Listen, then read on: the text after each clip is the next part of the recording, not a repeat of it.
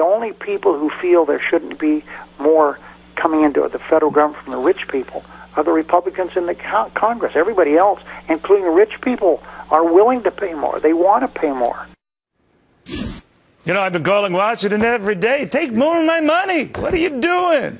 I've gathered all my friends. Take our money. David Stockman heard that. He's here with me now. What do you think of this? Well, that's more babble from Harry Reid, which we have come to expect. But, you know, in one way, he's right. There are going to be more taxes, higher taxes, not just on the rich people, on everybody for years to come, because in my judgment, the spending battle has been lost. This was a pathetic fiasco that happened with the shutdown and the debt ceiling. The Republicans snatched defeat from the jaws of victory. What did they screw up? The House Republicans dug in, and they got betrayed, sold down the river by McConnell and some of the Senate Republicans. And now, but would you have kept the government shut down? Would you have broken the debt ceiling thing? The debt ceiling never was going to be breached. Really? They were days from proving that this is a myth, that there's an Armageddon on the other side of October 17. They would have forced the president to prioritize. As we said many times, he could pay the interest. Then you would have a fair fight. Then you would have some leverage. So you're saying now the whole spending thing is lost.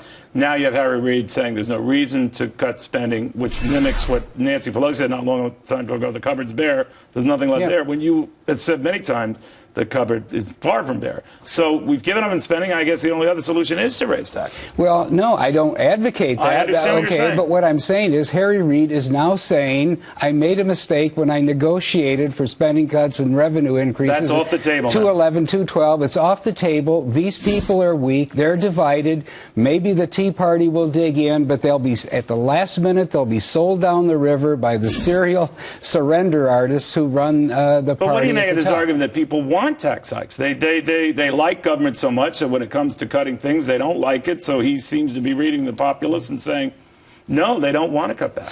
No, that's really baloney. Okay, no one wants to pay more taxes. I've said we're probably going to need more revenue, but I've also said we have to reform the entitlements. We have to stop this automatic spending machine. As you know, is $2.4 trillion of automatic entitlements or mandatory spending.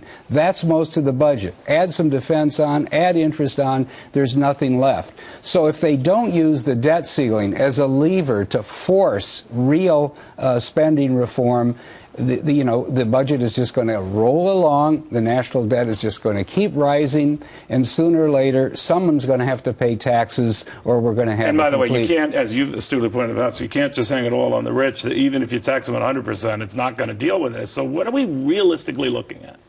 I think we're realistically looking at hundreds of billions of higher taxes over the years ahead for the middle class. All right, so we have a top rate of around 40%. Where do you see it going? Well, I don't think we can raise the income tax. I don't think we should raise the income tax. Understood. I've said we need a consumption tax, one. And second, we actually need to lower the payroll tax. It's killing jobs at the low end of our economy. I could see a consumption tax, but just like they did in Europe, they'll add it to their income tax. Well, they would, but until the Republicans get out there and start talking, honestly, in sense about how they're not. They're like running around with. They're running around in circles. They talk about spending cuts, but they want to raise defense. Come on, enough of that already. The Cold War ended 25 years ago. So your pound of flesh in return for Republicans would be all right. Well, yeah, we're open to scaling back defense. Yes, and you hope that the Democrats respond in kind with addressing entitlements, but they don't. No, they don't. The Democrats line up to defend Social Security. The Republicans line up to defend the Pentagon.